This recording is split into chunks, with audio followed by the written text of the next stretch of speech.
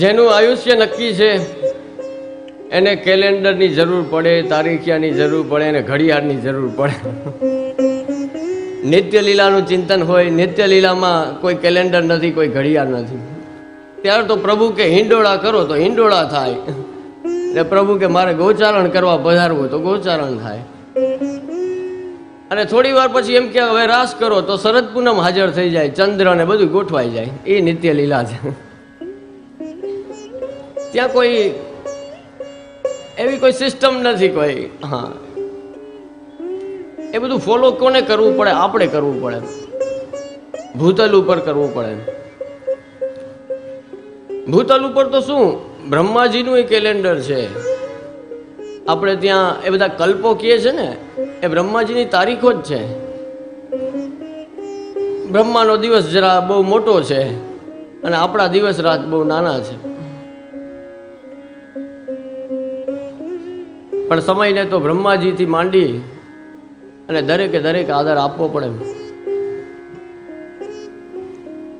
શ્રીનાથજી ચરિત્રમાં આજે કથા થોડી ઝડપથી આગળ વધારીએ, કારણ કે આવતીકાલે તો આપણે અંતિમ ચરણમાં સત્સંગના વિરામનો દિવસ છે. પણ જેટલું પણ થઈ શકે ભગવત કૃપાથી એ યથામતી પ્રયાસ કરી આપ. ગઈકાલે જોયું આપણે કે શ્રીનાથજીએ પૂરણમલને આજ્ઞા કરી, સાથે સાથે એક હીરામણી કરીને કડિયા હતા. જુઓ, શ્રીજી બાબા પોતે જ પોતાના જે ભક્તો છે, જે સેવકો છે, એને આપ સામેથી આજ્ઞા કરે છે. એ આવ્યા શ્રી મહાપ્રભુજીને મળે છે. શ્રી મહાપ્રભુજી આજ્ઞા કરે છે કે મંદિર કેવું બને એનો નકશો તૈયાર કરો.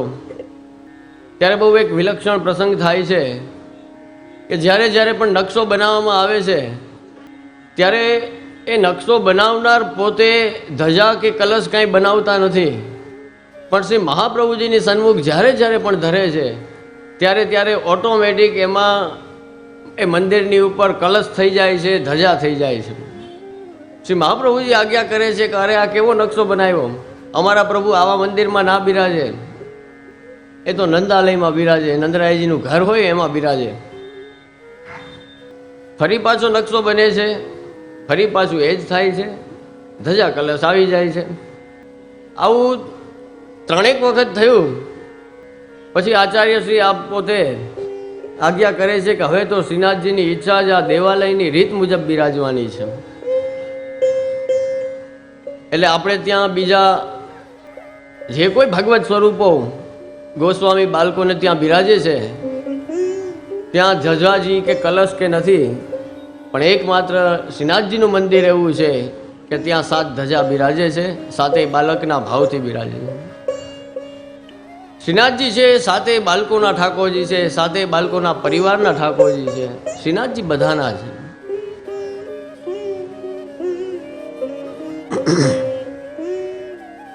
ધીરે ધીરે ધીરે સમય જાય છે. આ શ્રીનાથજી ચરિત્રની મૂળ વાર્તા પણ શ્રી હરિરાય મહાપ્રભુએ લખી છે. શ્રીનાથજીની પ્રાગટ્ય વાર્તા, એમાં 20 વર્ષનો ગાળો આપ લખે છે કે 20 વર્ષ સુધી એ મંદિરનું નિર્માણ કાર્ય ચાલુ રહ્યું. એમાં વચ્ચે પાછી જ્યારે જ્યારે જે કાંઈ જરૂર પડી એના માટે પૂરણમલ ખૂબ સક્રિય રહ્યા અને એક ભવ્ય અને સુંદર મંદિર શ્રીનાથજી માટે સિદ્ધ થયું છે. એ દરમિયાન શ્રી ગોપીનાથજી શ્રી ગુસાઈજીના પ્રાગટ્ય થયા છે. કુંભનદાસજી સુરદાસજી તો આપના શરણે હતા જ. એ સિવાય કૃષ્ણદાસ અને પરમાનંદદાસ આપના શરણે આવે છે. હવે શ્રી મહાપ્રભુજી શ્રીનાથજીને એ નવા મંદિરમાં પાઠ બિરાજાવે છે, પધરાવે છે. મોટો પાટોત્સવ થાય છે, ઉત્સવ થાય છે. પૂરણમલની સેવાથી પ્રસન્ન થઈને આપ માગે છે કે માગો પૂરણમલ, શું જોઈએ છે? ત્યાં જુઓ, વૈષ્ણવના અને ભગવદીઓના લક્ષણ છે. માગવું હોય તો બહુ સમજી વિચારીને મગાય. માંગતા આવડવું જોઈએ. ક્યારે કેવું માંગવું ને એ આવડવું જોઈએ, એ આવડતનો વિષય છે. ઠાકોરજી કે હું આખો આવી જવા તારા માટે તૈયાર છું, ને આપણે કહીએ છીએ ના મારે તો આ જોઈએ છે, તમારું કામ નથી. આપણું કામ એવું છે, આપણે એક બીજું લિસ્ટ રાખ્યું છે, એ કે ઠાકોરજી સિવાયનું બીજું ઘણું માગીએ છીએ.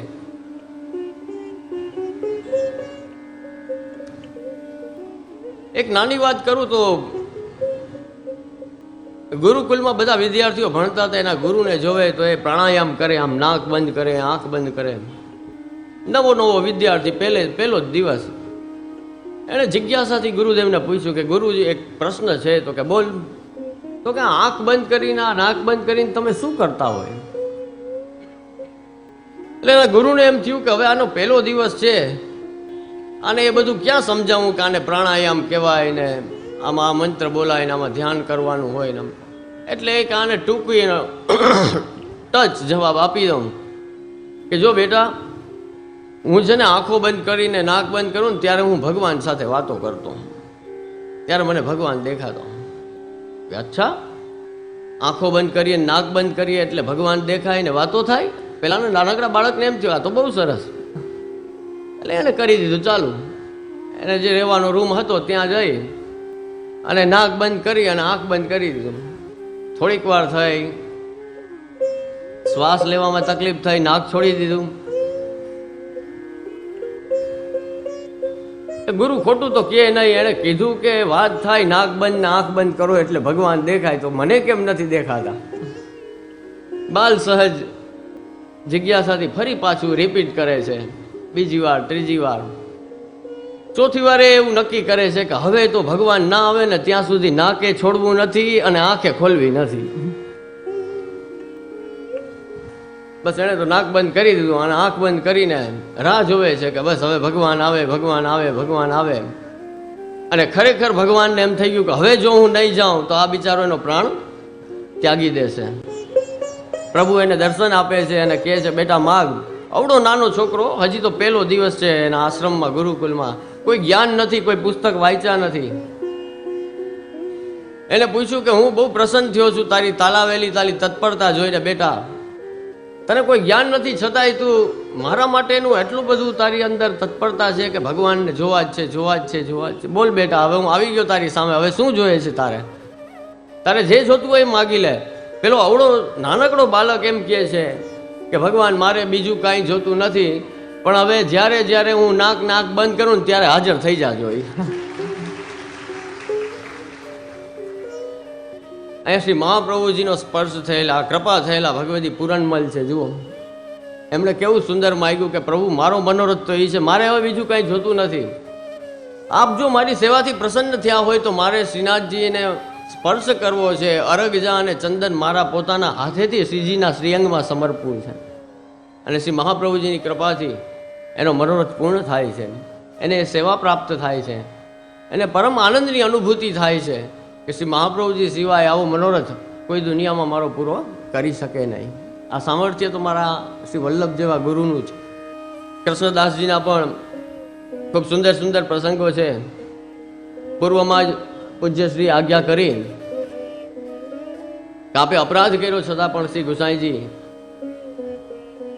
આપના ઉપર પ્રસન્ન થયા. ઘણાને છે ને પેલી મનોદશા જ ખબર નહીં એવી હોય કે મેન્ટાલિટી એવી હોય નહીં કે આખું સફેદ વસ્ત્ર ના દેખાય, એમાં વચ્ચે એક ડાઘ હોય ને એ દેખાય કે એક ડાઘો છે. પહેલા આખું આ ધોરું છે એ જો ને એ નહીં દેખાય, આખું સફેદ છે એ નહીં દેખાય. એનો સ્વભાવ એવો થઈ ગયો છે કે એમાં એક ડાઘો લાગે છે. આ બધા પ્રસંગોને હોય ને લગ્નોમાં, ને તમે જોજો જેમ આજ્ઞા કરીને કે જેને ઘરે પ્રસંગ હોય ને એ તો બિચારો ફ્રી જ ના હોય, એ તો કામકાજમાં હોય, અને મહેમાન જેટલા હોય ને એ બધા એકદમ ફ્રી હોય, એટલે એ ઓલું બધું કાઢતા હોય. એવો સ્વભાવ બની ગયો હોય. એટલે એક વૈષ્ણવ મને કહે કે કૃષ્ણદાસ પ્રેત કેમ થયા? કેવું કહેવાય, મહાપ્રભુજીના સેવકને પ્રેત યોની પ્રાપ્ત થઈ? મેં કીધું અરે મૂર્ખા, કૃષ્ણદાસને પ્રેત યોની પ્રાપ્ત થઈ ને, પણ એ જે ઝાડવે હતા, જે વૃક્ષ ઉપર હતા ને, ત્યાં શ્રીજી બાબા રોજ ખેલવા પધારતા. એ પ્રેતના એ પરમ ભાગ્ય કહેવાય ને. તે માણસ થઈને તે શું કરી લીધું? એ તો વિચારો તમે, એ લીલાર્થ બતાડતા હોય આપણને. જે ભગવદીઓના ચરિત્ર છે એ આપણને સમજાવવા માટે હોય છે, એ લીલાના અનુસંધાનથી હોય છે. એમાં આપણી લૌકિક બુદ્ધિ રાખવી એ જ મોટામાં મોટો અપરાધ છે. કૃષ્ણદાસની સેવા ન જોઈ અને આટલા પ્રસંગો ના જોયા, આટલી કૃપા શ્રી મહાપ્રભુજી ગુસાઈજીની એના ઉપર છે એ ના જોઈ અને બસ એને એક જ દેખાય. આ દુસંગના કારણે આવો મગજ થાય આપણો. બહુ દુસંગ વધી જાય ને ત્યારે આવી દુર્બુદ્ધિઓ સૂઝે અને ભગવદીઓમાં આશંકા થાય આપણને. નકર એ બધા ચરિત્રો, જિજ્ઞાસા એક અલગ વસ્તુ છે અને આવા પ્રશ્ન થવા એ તો અપરાધ કરવા બરાબર છે. સુંદર રીતે શ્રીનાથજીનો ક્રમ ગોઠવાયો છે. આપના વિદ્યાગુરુ માધવાનંદજીએ મનોરથ કર્યો હતો કે મારે સેવાનો અવસર જોઈએ છે, એટલે રામદાસ ચૌહાણને એકાંતિક સેવામાં વધારે ભાવ હતો, એટલે એમને સ્થાને હવે માધવાનંદજીને સેવાનો ક્રમ સોંપ્યો છે. એ અને બીજા એમના બંગાળી સેવકો દ્વારા હવે શ્રીનાથજીની સેવા એ મોટા મંદિરમાં થઈ રહી છે. શ્રીજી બાબા એક દિવસ શ્રી મહાપ્રભુજીને પ્રસન્ન થઈને આજ્ઞા કરે છે કે આપના દ્વારા મને એક ગાયની ભેટ આપો. શ્રી મહાપ્રભુજી પોતાની પાસે રાખેલી સોનાની એક વીંટી ત્યાંના વ્રજવાસીઓને આપે છે કે આને આપો, આને આપી અને બીજી એક સરસ મજાની ગાય શ્રીનાથજી માટે પધરાઈ આવો. પેલા વ્રજવાસી કહે છે કે પ્રભુ આટલું બધું હજારો ગાય બિરાજે છે, અમે એમને લઈ આવીએ, આપે આ સોનાની વીંટી આપવાની પણ જરૂર નથી. ત્યારે શ્રી મહાપ્રભુજી આજ્ઞા કરે છે કે નહીં, શ્રીજીએ મને આજ્ઞા કરી છે કે મારે તો તમારા દ્વારા જ એ ગાય જોઈએ છે, એટલે હું આ વીંટી આપું છું અને તમે ગાય પધરાવીને આવો. સુંદર મજાની ગાય પધરાવીને આવ્યા છે અને શ્રી મહાપ્રભુજીનું અનુકરણ પછી કેટલાય બધા વૈષ્ણવો અને વ્રજવાસીઓ કરે છે અને શ્રીનાથજીની ગૌશાળામાં 2,000, 3,000 ગાયો થઈ જાય છે. સમય આગળ વધતો જાય છે. શ્રી મહાપ્રભુજીને સ્વધામ પધારવાની આજ્ઞા થાય છે. આપ કાશીના હનુમાન ઘાટ ઉપર 40 દિવસના સંન્યાસ ગ્રહણ કરે છે અને આસુરવ્યામો લીલા, આસુરીને મોહ પમાડનારી લીલા, એટલે ત્યાં બિરાજે છે આપ. અને આપના બંને પુત્રોને માધ્યમ બનાવીને સમસ્ત વૈષ્ણવ સૃષ્ટિને આપે એ ઉપદેશ કે આજ્ઞા આપી છે કે ક્યારેય બહિર્મુખ ન થશો. યદા બહિર્મુખા યુયમ ભવિષ્યથ કથંચન તદા કાલ પ્રવાહસ્થા દેહ ચિત્તા દ્વયોપ્યુત સર્વથા ભક્ષયિષ્યંતી યુષ્માનિધિ મતેર્મમા. કાલ તમારું ભક્ષણ કરી જશે, કાલના પ્રવાહમાં તમે તણાઈ જશો જો સન્મુખ નહીં રહ્યો ઠાકોર. કેટલી સ્ટ્રોંગ આજ્ઞા કરી છે એકદમ. પણ આટલી સ્ટ્રોંગ આજ્ઞા છે ને છતાંય ત્યાં શ્રીનાથજી બાબા ગોવર્ધન ધરણ છે એ આપણો જ પક્ષ લે છે. ત્યાં એ શ્રીનાથજી પ્રગટ થયા છે. પ્રસંગમાં આગળ આવે છે કે ગોવર્ધન ધરણ સાક્ષાત ત્યાં આવિર્ભાવ થયો છે, પ્રાદુર્ભાવ થયો છે આપનો. અને ત્યાં આપ આજ્ઞા કરે છે કે મયી ચેદસ્તિ વિશ્વાસઃ શ્રી ગોપીજન વલ્લભે તદા કૃતાર્થોહમ શોચિન્યો ન કરહિચિત.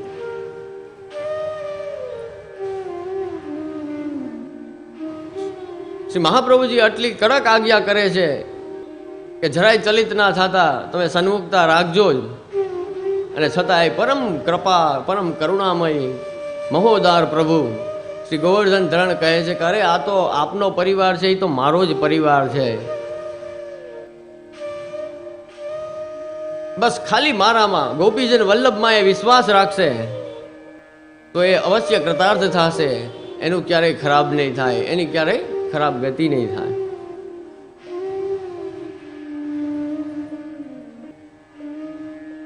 મહાપ્રભુજી બહુ સ્પષ્ટ આચાર્ય છે. આપ એક પંચશ્લોકી આપનો ગ્રંથ છે, બહુ સુંદર આજ્ઞા એમાં આપ કરે છે કે જેને બીજ દ્રઢ થઈ ગયું છે, એટલે કે જેને દ્રઢ બીજ વાળો કોને કહેવાય તો કે સંસારમાં એને બહુ રસ નથી, સંસારમાં બહુ અનુરાગ નથી, પણ ઠાકોરજીમાં અનુરાગ છે. તેવા દ્રઢ બીજ વાળા માટે આપ આજ્ઞા કરે છે કે ગ્રહમ સર્વાત મના ત્યાજ્યમ, કે અગર ભગવાન જોઈએ છે, નક્કી છે, નિશ્ચય છે કે ભગવાન જોઈએ છે તો પછી ઘર છોડી દો. આ પહેલી આજ્ઞા, ગ્રહમ સર્વાત્મના ત્યાજ્યમ, કે જો અગર તમારે ભગવાન જોતા હોય તો ઘર છોડી દો. પછી આગળના પદમાં જ આપ કૃપા વિચારે છે કે તચ્ચે ત્યક્તુમ ન શક્ય તે, કે જો એ શક્ય નથી, અત્યારે કાંઈ બધા એવા દ્રઢ બીજવાળા છે નહીં, બધાને કાંઈ દુનિયામાં રસ રંગ ઉડી નથી ગયા, બરોબર ને? બધાને બધા રાગ છે જ ને, બધી રીતના રંગ રાગ બધામાં આપણે રચ્યા પૈચા રહીએ છીએ. તો શું કરવું? ભાઈ ગાતા હોય અલગ વાત છો, આપણે ધોળ ગાઈ લઈએ, આવો તે રંગ મને સીધ લગાડ્યો, બીજો જડતો નથી એકે રંગ વિઠ્ઠલના. એટલું ખોટું ગાય, સવારથી સાંજ જેટલા રંગ આવે એટલા મારી લે, અને ગાયે પાછા એવું. ખાલી ગાઈ લેવું ને સમજીને ગાવું એમાં બહુ ફરક છે. ખાલી સેવા કરી લેવી ને સમજીને કરવી એમાં બહુ ફરક છે. ખાલી પાઠ કરી લેવા અને સમજીને કરવા એમાં બહુ ફરક છે. કોઈ સંગીત વગાડતું હોય ને, જેને જ્ઞાન છે, રાગ રાગીણી, તાલ, આરોહ અવરોહ, બોલ ઠેકા, તાલી ખાલી, ક્યાં એનો આનંદ અલગ હોય છે. અને એ કેમને એમ હોય. એક જગ્યા મનોરથમાં હું ગામડામાં હતો ને, કોઈ કીર્તનિયા હશે એટલે મેં એને કહ્યું, કીર્તન ગાવું હતું એટલે મેં એને કહ્યું કે જંગલો રાગ કરતો હાર્મોનિયમમાં. મારી ઈચ્છા થઈ કે હું કંઈક જંગલામાં ગાઉં, એટલે મેં કીધું જંગલો રાગ કર. એટલે એ વિચારમાં પડી ગયો, આમ માથું ખંજવાળવા એટલે મેં કીધું કરો, હાર્મોનિયમમાં કરો, જંગલો કરો. મને કે જે એમ જંગલો નહીં ફાવે. તો બીજું તો કેમ ફાવે? તો કે આપ ગાવાનું શરૂ કરી દો, હું પાછળથી પકડી લઈશ. હા, અચ્છા, તો તમે એ રીતના છો કેમ? એટલે આવા પકડવા વાળા હોય, એ ખાલી પકડી લે પાછળથી, આમ હાલતું હોય. એક ઈ પ્રકાર છે. અને એક આવા કૃષ્ણદાસ જેવા હોય તો એનો આનંદ અલગ હોય ને, એનો આનંદ જુદો હોય. જેને સંગીતનું જ્ઞાન છે, બે વગાડી તો બે લે છે. પેલો એ હાર્મોનિયમ વગાડી લે છે, ગમે એમ કામ સાચવી લે છે. પણ આના આનંદમાં ને ઓના આનંદમાં હાથી ઘોડાનો ફરક છે, અથવા જમીન આસમાનનો ફરક છે. એવી રીતે સમજીને સેવા કરો એનો આનંદ અલગ હોય છે. એમને એમ કરો તો પ્રભુનો સંસર્ગ તો આનંદ જ અપાવે, પણ સમજદારીથી થયું હોય ને એની આખી મજા જુદી છે. અમારે ત્યાં રાજભોગમાં દર્શન કરવા આવતા હશે એને ખબર હશે, અમારે ગિરિરાજજી બિરાજે છે આગળ. ત્યાં છે ને બધા વૈષ્ણવને રોજનો નિત્યનો ક્રમ છે. હું ઘરમાં હું ત્યારે તો રોજ શ્રવણ કરું. એ બધું એ બધા આનંદ કરતા હોય, ખૂબ ભાવથી ગિરિરાજજીને દૂધથી સ્નાન કરાવે, નંદ મહોત્સવ કરતા હોય, ઘણા ઢોળ ગાતા હોય, પછી ભોગ ધરે, પરિક્રમા થતી હોય. એ બધા એ વૈષ્ણવ ભેગા મળીને આનંદ કરતા હોય છે. પછી છેલ્લે છે ને એ પેલું ધોળ ગાય, કાન રસિયો રૂપાળો રંગ રેલ રે, ઘેર જાવું ગમતું નથી. આ એનું રોજનું ધોળ. હા, એટલે રોજ ગાય. જે આવતા હશે એને ખબર જ હશે. હા, કાન રસિયો રૂપાળો રંગ રેલ રે, ઘેર જાવું ગમતું નથી. આ ધોળ રોજ એ ગાય એ બધા વૈષ્ણવ. પણ એટલું ઝડપથી ગવાતું હોય, હા, ઘેર જાવું ગમતું નથી, ઘેર જાવું ગમતું નથી. પછી આપણે પૂછીએ ને કે કેમ, તો કે ઘેર જાવું જ ને ઉતાવળ છે. હવે વિચાર કરી લ્યો, આનો અર્થ શું? મને ક્યારેક એમ વિચાર આવે કે આપણે ગાઈએ છીએ, ઘણું બધું કરીએ છીએ, પણ આમ પ્રેક્ટિકલી વિચારીએ તો કઈ આમ નથી ઓલું. એને ઘેર જવાની જ ઉતાવળ છે. હવે નિયમ છે કે છેલ્લું આ ગાવાનું, ઘેર જવું ગમતું નથી, એટલે જલ્દી જલ્દી ગાઈને વયા જાય. એટલે મનથી કાંઈ હોય, અંદર કાંઈ હોય, થાતું કાંઈક હોય, આવું બધું આવી લીલા બધી ચાલતી હોય. આપણે શ્રી મહાપ્રભુજી ગોસાઈજીના કૃપા માર્ગમાં છીએ એટલે કંઈ વાંધો નથી. ઠાકોરજીએ બધું જવા દે, મહાપ્રભુજીએ બધું જવા દે, એટલે આપણું ગાડું હાયલું રહે. રાય જીતની સેવા કો માનત મેરુ સમાન. અને મેરુ જેવડા, પર્વત જેવડા આપણા અપરાધ અને દોષને આપ રાય જેટલો નાનકડો કરીને માને, ત્યારે તો આપણે મારા વાલા દરરોજ સેવામાં જઈ શકીએ છીએ. નહીં તો એવી ક્યાં કોઈ લાયકાત છે કે આપણા લૌકિક દેહથી, લૌકિક બુદ્ધિથી, લૌકિક મનથી, લૌકિક વિચારો મનમાં રાખીને પણ અલૌકિક એવા કૃષ્ણની સેવામાં આપણે પ્રવૃત્ત થાય છે. જો કૃપા કોઈની હોય તો શ્રી ગુસાઈજીની છે. ગુસાઈજી આપ એવા પરમ કૃપાલુ છે કે જીવનું લૌકિક પણ જવા દે છે. ગોપાલદાસજી કહે છે ને, જેને શ્રી વિઠ્ઠલનાથ વિચારે રે, તેને પ્રગટ પદાર્થ ચારે રે, ઉપરાંત ભજન ફલ આપે રે. એ ગજબની વાત છે.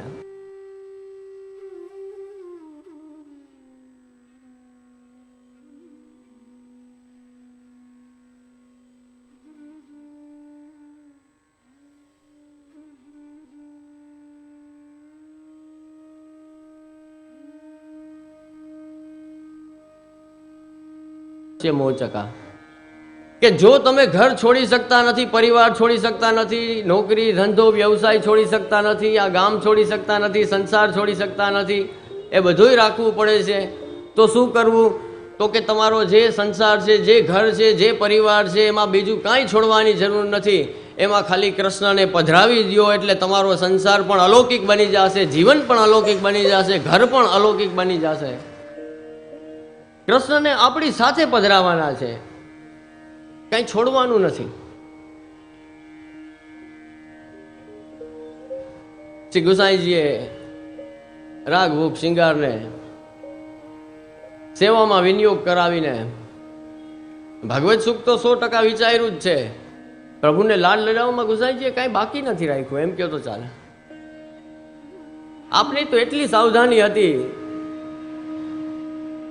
કે એક દિવસ ખાલી એક શાકમાં સળી આવી ગઈ ને, પાતરમાં જે દૂનામાં સળી હોય છે ને, એવી એક સળી આવી ગઈ ને, તો આપ એમ કહે છે ગિરધરજીને કે મારા ધોતી ઉપરનો ભગવા રંગાવો.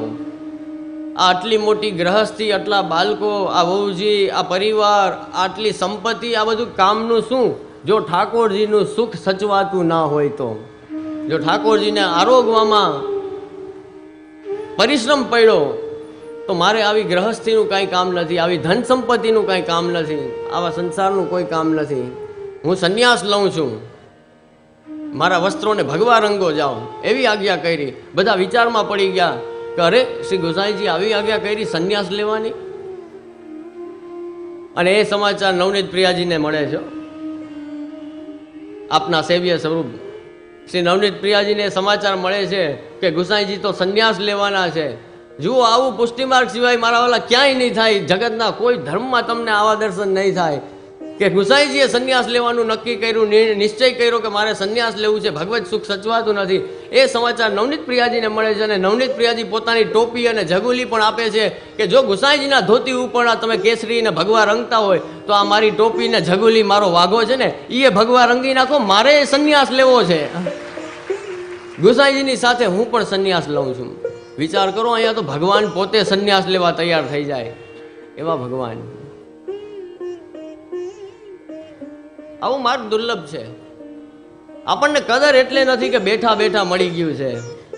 હું તો ઘણી વાર કહેતો હોઉં છું કે આ દુનિયામાં છે ને લાયકાત વગર ન નોકરી મળે ન છોકરી મળે, બેમાંથી કાંઈ મળે?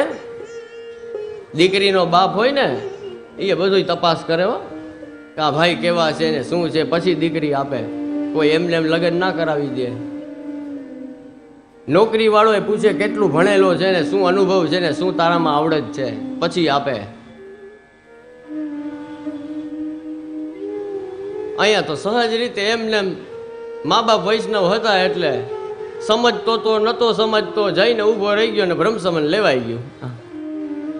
ને અમારા તો હવે બે જ કામ રહ્યા છે વધારે, બ્રહ્મસમન દેવાનું અને માલા પેરામણીમાં હાજરી દેવાની. આ વધારે પડતા બે જ કામ થઈ ગયા તમારા. હા, સૌરાષ્ટ્રમાં તો વિશેષ. ખરેખર બ્રહ્મસમન શું છે તો કે પુષ્ટિ માર્ગમાં પ્રવેશ કરીએ ને, સેવા માર્ગમાં પ્રવેશ કરવો છે, એની દીક્ષા બ્રહ્મસમન આત્મનિવેદન છે કે હવે તમને સેવાના અધિકારી થાવ. એકથી પ્રારંભ થાય છે. અને માલા પેરામણી શા માટે કરીએ છીએ તો કે લૌકિક રીતે જ્યારે દેહ છૂટી જાય અને આ જીવન આપણે સેવા, સ્મરણ, સત્સંગ સમર્પિત જીવન કર્યું હોય તો યથા અધિકાર ઠાકોરજી પોતાના ચરણારવિંદમાં એમની સેવામાં ક્યાંક સ્થાન આપે, એનો આપણે ઉત્સવ મનાવીએ છીએ. આજે ખાસ સમજવાનું એ છે કે માલા પેરામણી કરવાથી ગતિ થાય છે કે સદગતિ થાય અમારા વડીલોની એટલે માલા પેરામણી કરવી છે એમ નથી, પણ સદગતિ પુષ્ટિ માર્ગમાં છે, મહાપ્રભુજી ગુસાઈજી ગુરુ છે એટલે થઈ જ ગઈ છે ઠાકોરજીના ચરણારવિંદમાં ગતિ એની. એ વિશ્વાસનો આ મનોરથ છે. એ વિશ્વાસ આપણને સૌને પુષ્ટિ માર્ગીય તરીકે છે એટલે માટે આપણે માલા પેરામણીનો ઉત્સવ કરીએ છીએ, મોટો મનોરથ કરીએ છીએ, એટલે થાય છે. હવે એક છે શરૂઆતનો છેડો, એક માલા પેરામણી એટલે દેહ છૂટી જાય ત્યારનો ક્રમ, બરોબર, એ આ બાજુનો છોડ છે. હવે જે વૈષ્ણવી જીવન છે ને એ આ બંનેની વચ્ચેનું જ છે, એ જ ખરેખર જીવવાનું છે. એની બદલે આ બેને મહત્વ આપીએ. ના હો, મારો દીકરો બ્રહ્મ સંબંધ વગર રહી ના જવો જોઈએ. અરે પણ તારો દીકરો પછી સેવા કરશે, એ વિચારતા નથી આપણે કે કઈ કર્તવ્ય. પેલા તો પૂછતા વૈષ્ણવો બધા, પેલા તો આપણે તમે વાર્તાજી વાંચો ને તો ખ્યાલ આવે કે બ્રહ્મસમનની દીક્ષા લઈને હવે પૂછીએ કે જે હે કૃપાનાથ, હવે મારું કર્તવ્ય શું છે, મારે શું કરવાનું છે. અત્યારે તો બ્રહ્મસંબંધ અમે દઈએ ને પછી એવો ભાગી જાય કે પાછું દેખાય જ નહીં. 5-10 વર્ષે ક્યાંક હાથમાં આવે પાછું. એવી સ્થિતિમાં આપણે જીવીએ છીએ.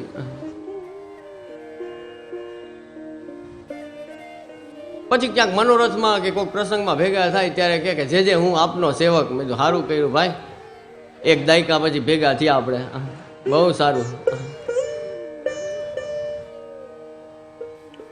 એવા તો જાત જાતના અનુભવ હોય.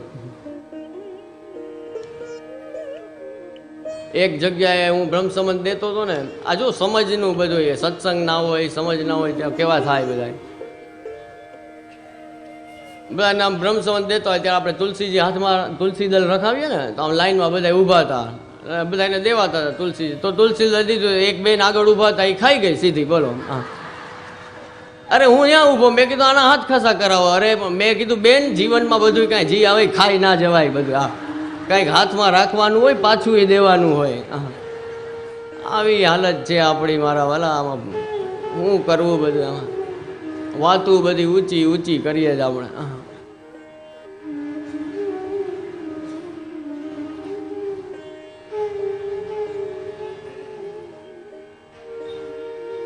એટલે સત્સંગ જરૂરી છે. સારા વૈષ્ણવોનો સંગ કરો. શ્રી આચાર્ય ચરણ પણ જુઓ એ જ આજ્ઞા કરે છે કે નિવેદનંતુ સ્મર્તે સર્વથા તાદ્રશય જને. તાદ્રશી જનો કદાચ ન મળે તો આપણા ઘરમાં 84-252 પુસ્તક તો બિરાજે જ છે. એનો સંગ કરવો એ ભગવદીઓના સંગ બરાબર જ છે. જે સેવા કરવાવાળા વૈષ્ણવો છે એને મળો, એની સાથે ભગવત ચર્ચા કરો તો કંઈક સમજમાં આવે. ન સમજાય. આજના આચાર્યો તો બધા ખૂબ કૃપા વિચારે છે. તમારે જેને જેને પણ જ્યાં પણ ભાવ હોય, જ્યાં પણ સ્નેહ હોય, તમે પૂછો. એ આચાર્યને, એ બાળકને પૂછો. એમાં પરિશ્રમનો વિચાર ન કરો. ઓલા ઘરે ઘરે પધરામણી કરાવે ને, અને અમે કહીએ ને હવે બહુ થાકી ગયા હોય, તો કે મારા વાલા આપનું તો પ્રાગટ્ય જ પરિશ્રમ લેવા માટે છે. એમ કે અરે વાલાનું પ્રાગટ્ય પરિશ્રમ માટે છે તો પ્રશ્ન કેમ નથી પૂછતા? આ પધરામણીઓ ખાલી કરાવો. પધરામણી પણ કેની થાય, કેવી રીતે થાય?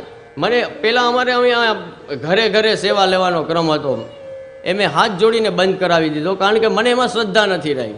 આજે ગામ આખાની સેવા લેવડાવે ને એમાં મને શ્રદ્ધા નથી વ્યક્તિગત રીતે, એટલે હું ના પાડી દઉં છું કે નહીં, હું નહીં કરું. પછી બહુ આગ્રહ કરે ને એટલે મેં પછી એક યુક્તિ કરી. જે ગામવાળા વિનંતી કરવા આવે ને, બહુ આગ્રહ કરે ને કે ના, જે આખા ગામની સેવા લ્યો, આખા ગામની સેવા લ્યો. એ જેણે જોયું ના હોય જોવા જેવું હોય. ગામની સેવા હોય. હા, કદાચ તમે કોઈ ઘણા આમાંથી નહીં જોયું હોય, આ બાજુ ઘણાએ જોયું છે. આ બધાએ જોયેલું છે. હા, એ બહુ જોવા જેવું હોય એ દ્રશ્ય.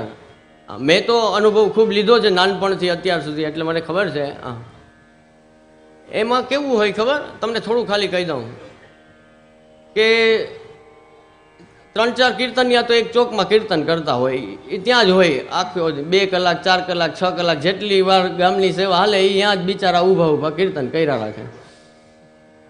હવે સૌથી આગળ ખુરશીને આસનવાળો દોડે, એની પાછળ મહારાજશ્રી દોડતા હોય, એની પાછળ મિશ્રીવાળો, એની પાછળ આરતીવાળો. આવી રીતની સ્થિતિ. કારણ કે 600 ઘર લેવાના, 500 ઘર લેવાના, કોક ગામમાં 800 ઘર હોય. એ પૂરા ક્યારે થાય? દોડવું જ પડે ને. એક ઘરમાં પગલા થયા, ભાગો બીજા ઘરમાં, ત્રીજા ઘરમાં, ચોથા ઘરમાં, પાંચમા ઘરમાં. હા, ને ઓલા આખા ફળિયામાં 4 ઘરમાં પધરામણી હોય ને, બીજા 2 વૈષ્ણવ ના હોય ને તો એમ કે ના ના અમારું ખરાબ દેખાયું, અહીંયા મારા શ્રી તો આવા જ જોઈએ. હા, પધરામણી શા માટે કરાવી જોઈએ? હું પછી એમ કહું કે જેના ઘરે ઠાકોરજી કેટલા ઘરે બિરાજે? તો કે 17 ઘરે. મેં બસ તો 17 ઘર પાકા, 18મું નહીં. તો કે તો જે આપણે સેવાનું રહેવા દઈએ, પછી તો અમારા ગામમાં ડખો થઈ જાય. હા, બહુ સરસ. મેં કહું તો રહેવા જ દો. એના કરતાં 2 કલાક 3 કલાક પ્રવચન કરાવો બાળકોના, એમાં સમય અપાવો. તો કંઈક સમજવા મળશે, કંઈક જ્ઞાન આવે, કંઈક સમજ આવે, કંઈક. આ ખાલી પધરામણીમાં સાચું બોલો, તમને અંદર ખાને એવી જ ભાવના છે ને કે મહારાજ શ્રી પધાર્યા તો અમે સુખી રહે, એટલે જ બધા પગલાં કરાવે. અને ખરેખર તમારી જો આ ચરણસ્પર્શમાં એ જ ભાવના હોય, ચરણસ્પર્શ બધા કરે. આપણે ત્યાં શાસ્ત્રમાં એવું કહ્યું છે કે ચરણસ્પર્શ કરવા કોઈ આવે ને, માતા પિતાને, ગુરુને, વડીલને, કોઈ પણ, ત્યારે તમારા હૃદયમાં જો કોઈ પણ પ્રકારની ભાવના ન હોય અને તમે આમ ચરણસ્પર્શ કરો છો, કે સાદી ભાષામાં તમે શું કે પગે લાગો મોટાઓને, તો શું થાય? તો કે તમે તમારું એક પુણ્ય અમારા પગમાં મૂકતા જાઓ છો ને તમારું પાપ અમારા પગમાં મૂકતા જાઓ છો ને અમારું પુણ્ય તમે ખેંચીને લઈ જાઓ છો. આ નોર્મલી આ થાય છે. જો કોઈ પણ ભાવના તમને ના હોય, ઘણાને એમ થતું હોય કે મહારાજશ્રીને તો કેવું સરસ બેઠા બેઠા ચણપસ દીધે રાખે બધાને. અરે મારા વાલા, અઘરું છે, આ સહેલું નથી. તમે સંધ્યાના જલ લઈ જાઓ ને તમે. અમારા તાજજીનો એક પ્રસંગ યાદ આવે, આપશ્રી એકવાર બીમાર પડ્યા, એટલે કોઈએ કીધું કે લે મહારાજશ્રીએ બીમાર પડે,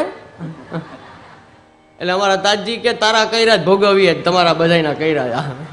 આ તમે ચણપસ કરી જાઓ ને સંધ્યાના જલ લઈ જાઓ ને ભોજપત્ર લઈ જાઓ ને કેટલું લઈ જાઓ, આ બધું સહેલું નથી. આના માટે બલ જોઈએ.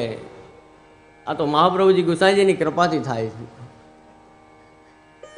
તમારા ઘરે ઠાકોરજી બિરાજતા હોય ને અમે પધરામણી કરીએ, તમે કંઈક ઠાકોરજીને સેવાને લગતા પ્રશ્ન પૂછો, માર્ગને લગતા પ્રશ્ન પૂછો, તમારા જે કાંઈ તમને વાંચનમાં કાંઈ સમજ ના આવતું એ પ્રશ્ન પૂછો, તો એ પધરામણી ફલિત થયેલી પધરામણી કહેવાય. નહીં તો શું કામની પધરામણી? અમારે બધે આવીને અનાચાર, અન્યાશ્રય એ જ બધું જોવાનું ને. એમ ઘરે ઘરે આવીને શું કરવું પછી? સત્સંગ બહુ જરૂરી છે. સત્સંગથી વિવેક આવે છે, સત્સંગથી સમજ આવે છે, સત્સંગથી જ્ઞાન થાય છે. સત્સંગ તો બહુ કામની વસ્તુ છે. આપણું ચાર્જિંગ છે. પેલો મોબાઈલ ચાર્જ નહીં કરો તો ચાલશે બીજે દિવસે? બધી ઘણી જગ્યાએ થતું હોય ને, ચાર્જરના પોઈન્ટ જ ગોતતા હોય બધા. એરપોર્ટમાં ક્યાં છે ચાર્જરનો પોઈન્ટ? ત્યાં ક્યાં છે? એટલે બેટરી ડાઉન જ હોય. જેટલા લૌકિકમાં વધારે રહેશો ને એટલી બેટરી ડાઉન રહેશે. અલૌકિક ચાર્જિંગ ચાલુ રાખજો. આવા ત્રિવેણી થતી હોય, ક્યાંક આવી કથા થતી હોય, આવો આનંદ ક્યાંક થતો હોય, ક્યાંક મનોરથ થતો હોય, એ આપણો ચાર્જિંગ પોઈન્ટ છે. ત્યાં જઈને ચાર્જિંગ કરી લેવું અલૌકિકનું પાછું, એટલે પાછા આપણે અલૌકિક રીતે આમ ચાર્જ થઈ જાય. એ જરૂરી છે. નહીં તો સબ પછી ડાઉન થઈ જશું, પછી કામ નહીં લાગે કાંઈ.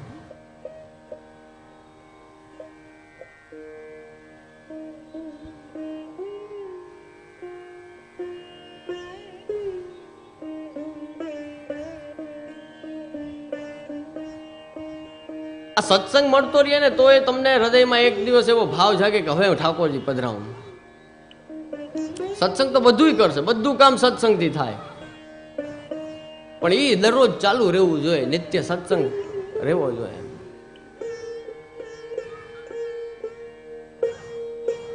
અને ઠાકોરજી છે ને એ ઘરમાં બિરાજે ને તો એ જ સાચી શોભા છે મારા વાલા. ઠાકોરજીથી ઘરની શોભા છે, ઠાકોરજીથી જીવનની શોભા છે. ઠાકોરજી વગરનું જીવન નકામું છે. જો આપણા વિચારમાં ઠાકોરજી નથી, આ ગોપીજનોની આપણે ગોપી ગીત વાંચીએ, કથા સાંભળીએ છીએ ને, તમે ગોપીજનોનું રૂટીન તો જુઓ. એના કેન્દ્ર સ્થાનમાં કૃષ્ણ હતા. એ સવારે ઉઠતા હતા ને તો કૃષ્ણ માટે ઉઠતા હતા, સવારે નાહતા હતા તો કૃષ્ણ માટે, તૈયાર થતા હતા તો કૃષ્ણ માટે, એ પેલો વલોણું કરતા હતા તો કૃષ્ણ માટે, કૃષ્ણના વિચાર સાથે જોઈને બધું કૃષ્ણ માટે. ને આખા ક્રિયાકલાપો બધા કૃષ્ણ માટે હતા. એમના કેન્દ્રમાં કૃષ્ણ હતા. આપણા જીવનમાં છે એવું કામ? ઠાકોરજી પધરાવો ત્યારે જ કેન્દ્રમાં કૃષ્ણ આવે, ત્યારે જ ઠાકોરજી કેન્દ્રમાં આવે ને બધું આખા દિવસનું રૂટીન છે એ ઠાકોરજી સાથે જોડાય. ઠાકોરજી વગર ક્યાંથી આવે? એક મહાપ્રભુજીના સેવક હતા રામાનંદ પંડિત. આમ જલેબી જોઈને સુંદર તો શ્રીજી બાબા યાદ આવ્યા કે મારા શ્રીજીને લાયક જલેબી છે, એમને અરોગાવું. વૈષ્ણવ હોય ને ક્યાંક સારું ફૂલ જોવે, નવા આંબાની સિઝન આવે, આમની સિઝન, ત્યારે નવા આંબા થાય તો આપણને સીધા પ્રભુ યાદ આવે ને કે હવે તો મારા પ્રભુને અરોગાવીએ આપણે. સારું ફ્રૂટ જોઈએ, સારું શાક જોઈએ, સારું ફૂલ જોઈએ, કાંઈ પણ સારી વસ્તુ, ઉત્તમ વસ્તુ દેખાય એટલે જેના ઘરે ઠાકોરજી બિરાજે છે તરત ઠાકોરજીને લાયક છે એમ યાદ કરીને આપણે લઈ લઈએ છીએ. અને હવે વિચારો કે ઠાકોરજી જો ના બિરાજતા હોય તો ઘરવાળી યાદ આવે ફૂલ જોઈને સીધું, એના માટે લઈ જાઉં તો રાજી થઈ જાય. પછી તો લૌકિક જ છે મારા વાલા. જીવનની શોભા ઠાકોરજીથી છે, વિચારોની શોભા ઠાકોરજીથી છે, આપણા ઘરની શોભા ઠાકોરજીથી છે, પરિવારની શોભા ઠાકોરજીથી છે. અર્જુન એકલો હતો ને, લૂંટાઈ ગયો, ઠાકોરજી સાથે હતો તો જીતે, બધે જીત વિજય જ હતું એનો. અર્જુન એકલો જતો હતો તો નિસ્તેજ, એમ એને પાછો એ હારેલો આવ્યો ને, પેલો કાબે અર્જુન લૂંટ્યો, ઓલા લૂંટી ગયા બધા અર્જુન જેવા મહારથીને, અને એ પાછો આવ્યો ને તો કોઈ ઓળખી શકતા નતા, એવો નિસ્તેજ ચહેરો અર્જુનનો થઈ ગયો હતો. કારણ કે ભગવાન સાથે નતા, એની બધી શક્તિ હણાઈ ગઈ હતી, એનું તેજ હણાઈ ગયું હતું. અર્જુન અર્જુન નતો રહ્યો. એનો જે પાવર હતો એ કેનો હતો? એ ભગવાનનો પાવર હતો. ભગવાન સાથે હતા તો અર્જુનમાં પાવર છે. એમ આપણી સાથે મારા વાલા જો ભગવાન હશે, જો ઠાકોરજી આપણા વિચારમાં હશે, આપણા ઘરમાં, આપણા પરિવારમાં બિરાજતા હશે, આપણા જીવનમાં હશે, તો આપણી અંદર પણ એક અલગ પાવર હશે, એક અલગ તેજ હશે. ઠાકોરજી જે શોભા છે. નહીં તો તમે કદાચ લૌકિકમાં ગમે એટલા આગળ વધી જાશો, ઠાકોરજી વગર શું કામનું? એક હાઈટ ઉપર પહોંચીને તમને અફસોસ જ થશે, પસ્તાવો જ થશે કે અરે જીવનમાં બધું આવી ગયું પણ ભક્તિ ના આવી, ધર્મ ના આવ્યું, ઠાકોરજી નથી. પધરામણી કરાવે તો અમને બંગલો બતાડો, આટલો જ 4 માળનો બંગલો હોય જોરદાર, કે જે આ મોટા દીકરાનો રૂમ અહીંયા પગલા કરો, આ નાના દીકરા, આ વચલા દીકરાનો રૂમ અહીંયા પગલા કરો, આ નાના છોકરાનો રૂમ એટલા અહીંયા પગલા કરો, બધે પગલા કરાવે. પછી અમે પૂછીએ કે ઠાકોરજીનો રૂમ ક્યાં? તો કે એ હજી નથી કર્યો. આવી સ્થિતિ છે. શું કામનો બંગલો? ધોઈને પીવો. ઠાકોરજી વગરના બંગલા શું કામના? એ સંપત્તિ શું કામની? કદાચ ઠાકોરજી આટલી આપી છે. એમાં ઠાકોરજી બિરાજે તો એ શોભા છે ઘરની, તો એ ક્યારેક વ્રજ બને, નંદાલય બને.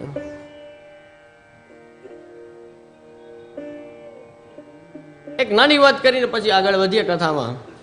મને યાદ આવી ગયું, એક જગ્યાએ કોઈના લગ્ન થતા હતા, વરઘોડો નીકળો, બધા આનંદથી નાચે છે, કૂદે છે, બેન્ડ વાગે છે, વાજા વાગે છે, જાનૈયા ખૂબ નાચે છે. વરરાજા તૈયાર થઈને આમ ઘોડા ઉપર બેઠા છે, ઘોડી ઉપર બેઠા છે, આમ આગળ આગળ આગળ લગ્ન મંડપ તરફ વરઘોડો આગળ જાતો જાય છે, જાતો જાય છે, જાતો. હવે ખૂબ આનંદ આનંદ આનંદ બધું હાલતો હતો એ લગ્નમાં, બધાના એ જાન જાતી હતી આગળ. એમાં કોઈને ધ્યાન ના રહ્યું, અચાનક વચ્ચેથી વરરાજો ઘોડા ઉપરથી પડી ગયો. હવે જાનૈયા એવા કે નાચવામાં ગુલતાન, નાચે જાય, નાચે જાય, નાચે જાય, કાંઈ જોતા જ નથી, કાંઈ જોતા જ નથી. ને આવી ગયા માંડવે. તો પછી કોકે કીધું કે તમે બધા આવી તો ગયા પણ વરરાજો ક્યાં? તો કે હા, એ ક્યાંક રહી ગયો રસ્તામાં. હો, આપણને હસવું બહુ આવ્યું ને. જેટલા ઠાકોરજી વગરના છે ને એ બધા વરરાજા વગરની જાન કાઢી જ. જાન ગમે એટલી સરસ હોય, ગમે એટલું સરસ નાચતા ને વગાડતા આવડતું હોય, જો પ્રભુ નથી જીવનમાં તો તમે કદાચ ગમે એટલા લૌકિકમાં આગળ વધ્યા હશો ને, એ આ વરરાજા વગરની જાન જેવું જ છે. બરાબર, એ જોઈએ પેલા ઠાકોરજી સાથે જોઈએ, પછી બધું શોભે. પછી જે કરો એ તમારી પાસે જે આવડત છે. આગળ ગોવિંદ સ્વામીના પ્રસંગ આવશે ને, મહાન સંગીતજ્ઞ, એને 2 કોડી મૂકી કે આ સંગીતની કિંમત છે ને, જો ઠાકોરજી માટે નથી તો આ 2 કોડી જેટલી છે. કદાચ ગમે એટલા ઊંચા સંગીતકાર થઈ ગયા હોય ને તમે, પ્રભુ માટે સંગીત નથી ને તો બધું નકામું છે. એમ ઠાકોરજી વગર તમે કદાચ ગમે એટલા જીવનમાં વિકાસ કરી લો, લૌકિક ભૌતિક રીતના કદાચ તમે ખૂબ આગળ વધી જાઓ તો એ મોટો ઝીરો જ છે, બીજું કાંઈ નથી. શ્રી ગુસાઈજી આપણને એકદમ સેવા માર્ગ દ્વારા સરળ કરીને આપ્યું કે જે કાંઈ આપણને ઠાકોરજી આપેલું છે એ બધું એની સાથે જોડીને એને લાડ લડાવો. પછી જુઓ જીવન જીવવાનો કેવો આનંદ છે. તમને સંગીતનો શોખ છે તો વાંધો નહીં, ઠાકોરજીને સંગીત સંભળાવો. તમને જેનો જેનો શોખ હોય, સારા સારા વસ્ત્ર, શિંગાર, તો ઠાકોરજીને ધરીને પછી તમે પહેરો. આપણે ત્યાં પેલો માર્ગ નથી, આમ કે ખોટું વૈરાગ્ય બતાડવાનો માર્ગ નથી. આપણે ત્યાં સહજ રીતે થઈ જાય. એક સંન્યાસીના ગુસાઈજીનો પ્રસંગ આવે છે કે ગુસાઈજી ને સંન્યાસી ત્યારે એ સમય આજથી 500 વર્ષ પહેલા ગુસાઈજીને જોઈને કહે છે, આપણે તો બાળકોના બધાના ખૂબ વૈભવ હોય છે. હા, તો ત્યારે ગુસાઈજીનું દર્શન કરીને કોઈએ કહ્યું કે એ કહે કે સંન્યાસી, એ કે આ બધા આ કેવાના સંન્યાસી, આમને બધા ચણપસ કરે ને આને બધા ધર્મગુરુ તરીકે માને.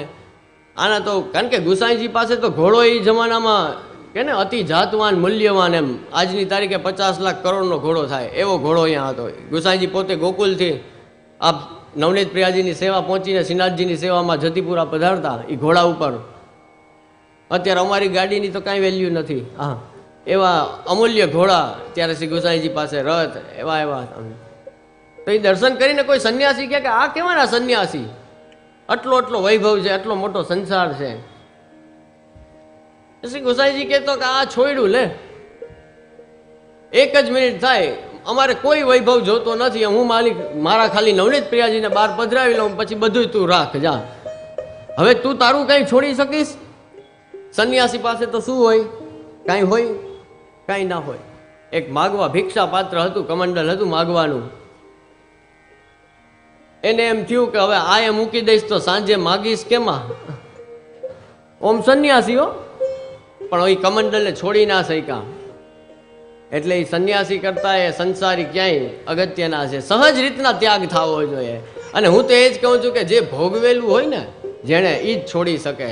જેની પાસે પહેલેથી જ કાંઈ ના હોય ને પછી એમ કહે કે હા હું સંન્યાસ લઈ લઉં, એનો કાંઈ અર્થ નથી. મહાપ્રભુજી કહે છે કે પસ્તાવા સિવાય કાંઈ હાથમાં નહીં આવે. કલિયુગમાં સંન્યાસ લેશો ને તો પસ્તાવાનો જ છેલ્લે વારો આવશે. એનું કારણ છે, તમે એ વાતને સમજો કે કોઈને કદાચ અચાનક વૈરાગ આવી જાય, ક્યાંક કથા સાંભળી હોય ને પછી એમ થઈ જાય કે હવે દુનિયામાં કાંઈ છે નહીં, સાર હાલો જાઉં જંગલમાં વયો ગયો. જંગલમાં જઈને 1 દી ગયા, 2 દી ગયા, પછી ઓલો ઉભરો તો ધીમે ધીમે સમી જાય ને. હા, અને પછી 3જે દિવસે એને એમ થાય, ખાલી મનમાં, પ્રેક્ટિકલી કરવાની જરૂર નથી, એને મનમાં ખાલી એમ થાય ને કે આજે તો શીરો બનાવીને ખાય ને તો કાંઈ ખારું. વાત પૂરી થઈ ગઈ મારા વાલા. ખાલી મનમાં એમ આવ્યું કે આજે શીરો બનાવવો છે ને ખાવો છે, એટલે એ સંન્યાસ તૂટી ગયો કહેવાય. આપણે અહીંયા કોઈ પ્રોબ્લેમ નથી. આપણે અહીંયા વૈષ્ણવને વિચાર શું આવે છે કે આજે મારા પ્રભુને શીરો બનાવીને અંગીકાર કરાવું, ધરું ને પછી ખાવું, કોણ ના પાડે છે તમને? હા, બસ ફરક એટલો જ છે, ઠાકોરજી સાથે જીવન જોડેલું રાખવાનું છે. પછી આપણું લૌકિક કંઈ બાધક રહેતું નથી. તમારા કોઈ પણ શોખ હોય, રાગ ભોગ શિંગાર જે કાંઈ ધરવું હોય, ઠાકોરજીને અંગીકાર કરીને પછી પ્રસાદના રૂપમાં તમે આનંદ કરો. એની સામે કોઈ ચિંતા નથી, કોઈ હરકત નથી. અને શ્રી ગોસાઈજીએ તો શ્રીજી બાવાને કેવા લાડ લડાવ્યા.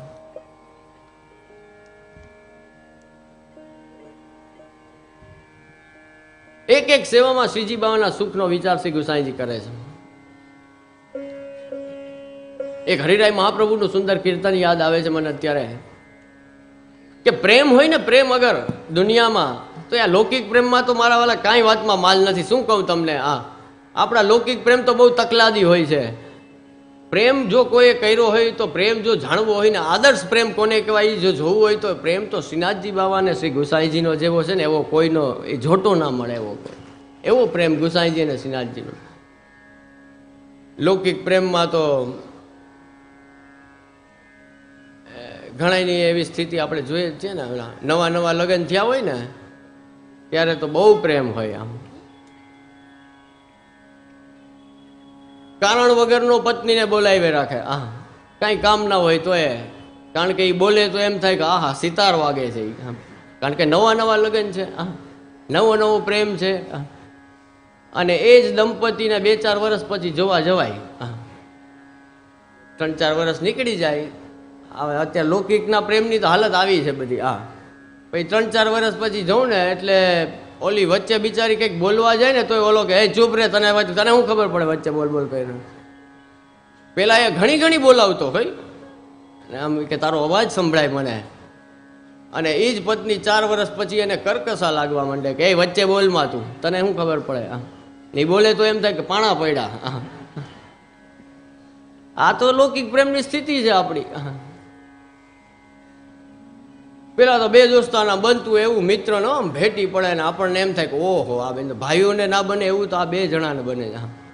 ને 2-4 વર્ષ પછી જોવો તો 2 કોર્ટમાં કેસ હાલતો હોય, બાંધતા હોય. એવું લૌકિકમાં બધું આવું હોઈ શકે. અલૌકિક પ્રેમમાં વધારો જ હોય, વૃદ્ધિ જ હોય, વધતો જ જાય, વધતો જ જાય, એમાં ઘટાડો ના હોય ક્યારે. શ્રી ગુસાઈજી અને શ્રીનાથજીનો પ્રેમ એટલો અદ્ભુત છે કે શ્રી હરિરાય મહાપ્રભુ એક કીર્તન આપનું જે કે કેસર કી ધોતી કટી કેસરી ઉપરના ઓઢે તિલક મુદ્રા ધર ઠાળે મંદિર ગીર ધરકે. આપ દર્શન કરે છે, શ્રીનાથજી બાબા શિંગાર ધરી રહ્યા છે, ગુસાઈજી શિંગાર ધરાવે છે. વાલા પ્રેમથી આમ ગુસાઈજી શિંગાર કરતા એમાં શું બાકી હોય?